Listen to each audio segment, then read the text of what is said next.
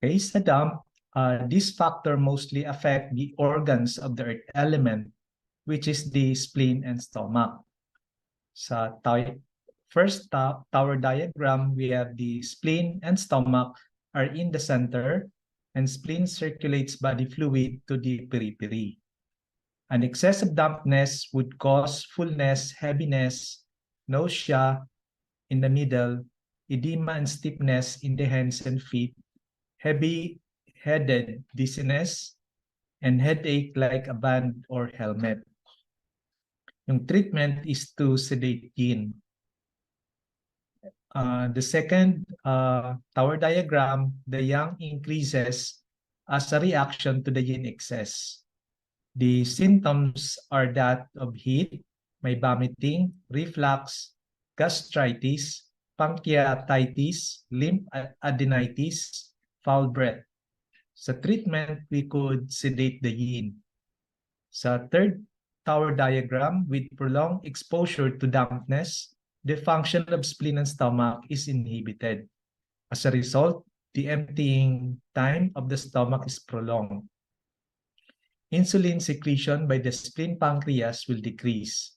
The peripheral circulation of blood will decrease, and there will be poor peripheral sensitivity and wound healing. Sa treatment is to sedate yin and tonify qi. Sa last tower diagram, same symptoms as in the left, but more chronic with severe functional deficiency of the digestive system. So ang treatment is to tonify qi.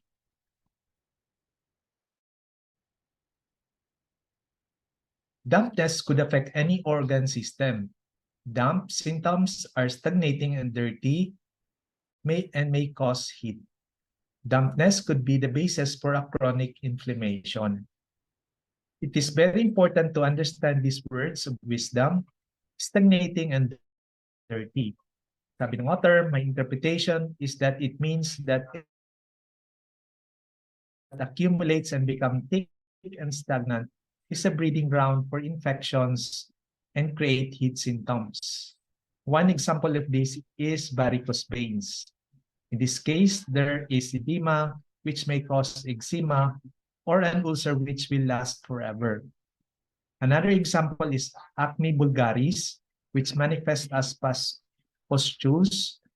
Both these are example of for the fact that there is less function of vessels in the first case and of skin in the second.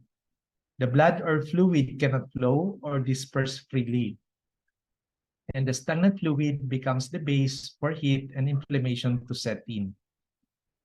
So sa first tower diagram, poor function of circulation causes stagnation of thick fluid. And the second tower diagram, heat and inflammation produced by the damp stagnation of thick fluid. Dampness can manifest in any organ system. Excessive raw food, milk products, refined sweets, and carbohydrates can cause internal dampness in the spleen. Sa treatment, localized dampness, we use stomach 40 to circulate. Generalized dampness, we use stomach 40 and spleen 9 to eliminate damp. Local treatment is to use cupping and moxibustion selectively. Damp examples, we have dampness in the lungs, cough, asthmatic breathing, worse in wet weather, excessive white foam mucus, thick oily skin, melancholy, black nose, low sense of smell, lung edema. So sa treatment, we use lung 5, sedation, UB13, Li4, stomach 40 for damp. Next, we have dampness in the liver,